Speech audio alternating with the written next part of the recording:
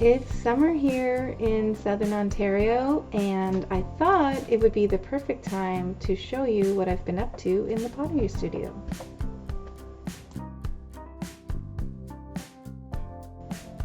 Hello my pottery friends. I have a fresh new batch of pottery things from the kiln.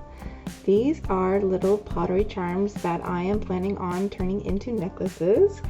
And this is my food series, so you can see the little raviolis here. All of these charms are made from stoneware clay and then hand painted with different glazes. The fun part about these charms is that I've already been able to make 2 necklaces for a friend who really loved them, and I was so happy that she was happy with them because they are super cute and so fun to make. The next series of charms that I created are pumpkins and ghosts. I know, it's summertime. I shouldn't be thinking about Halloween, but I do, and I'm one of those summerween girlies. So I really enjoyed making these. These are super cute again. They're from stoneware clay and hand painted with an underglaze and then a clear glaze on top. So I'm hoping that some of these will be ready as necklaces to put in my shop that I hope to launch in September, which will be perfect for fall. I forgot to show you this little mushroom. Oh yeah, this is so cute and very tiny. It was hard to work this small, but I think it turned out really cute in the end. And I'm hoping to make more of these because I think they might be a favorite. But you tell me in the comments. I wanted to show you one last thing, which was this little guinea pig. Now, he's not perfect and not everything that comes out of the kiln I love, but I do like his shape, his colors, but I think his eyes turned out a little bit too runny for me.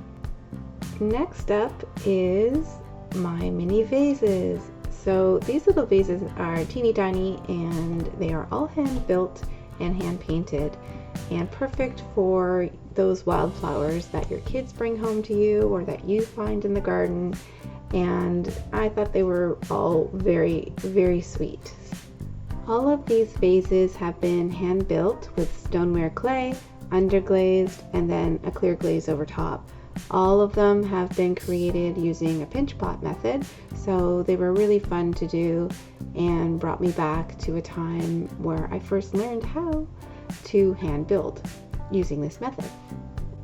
This next vase my daughter painted, and she used an underglaze to get this design. I mean, we weren't expecting it to come out of the kiln like this, but it turned out really cool. I loved how the glazes kind of ran and the end result of this sweet little vase.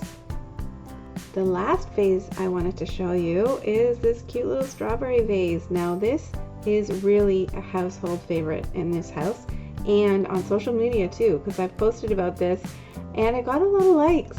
I mean, it's really cute. Who wouldn't love a little strawberry vase? It's perfect for flowers, and I don't know, it just kind of brings a smile to your face. It brings one to mine anyway. But if you like it, comment strawberry below because I would love to hear your opinion. Okay, so now we're getting into the big stuff. So I created 3 mugs. These are all hand built, hand painted, and perfect for flower lovers. So these mugs all have the same glazes on them. I've used Stroke and Coat by Mako, and the overall color for these mugs are Cottontail.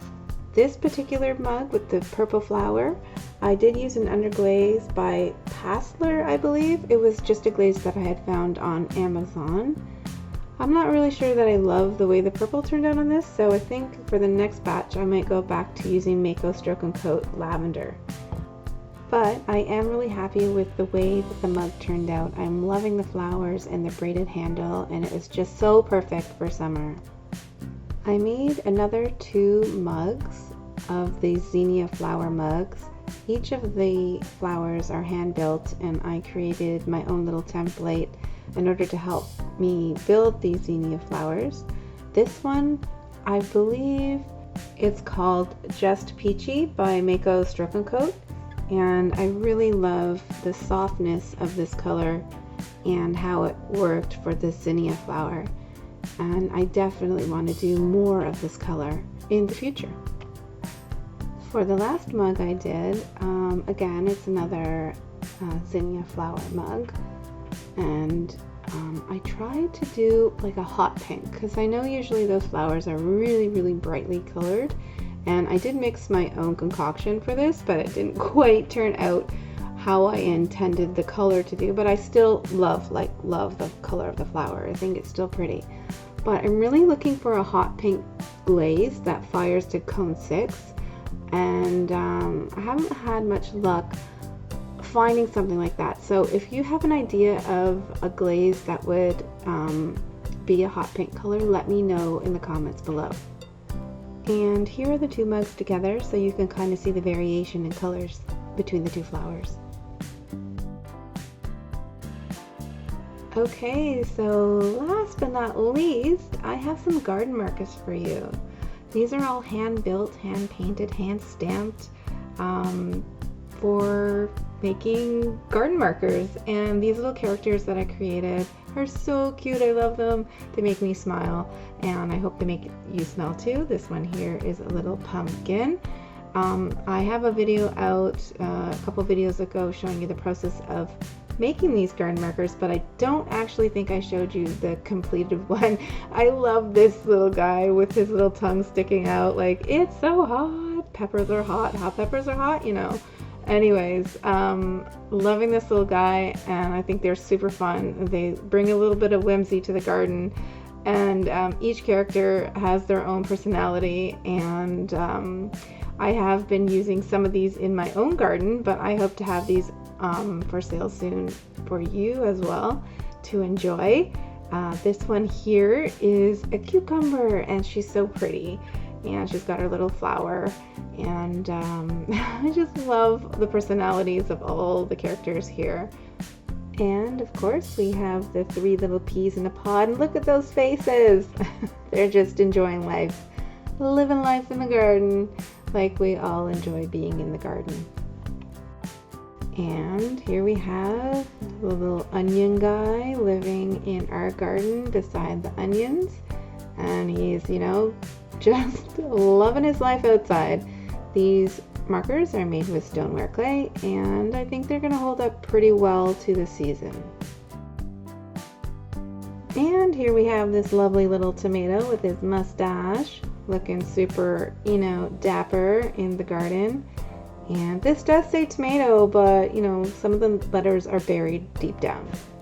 And last but not least is this little squash marker, and he's just hanging out with the squash in the garden. Thanks so much for watching. See you in the next video.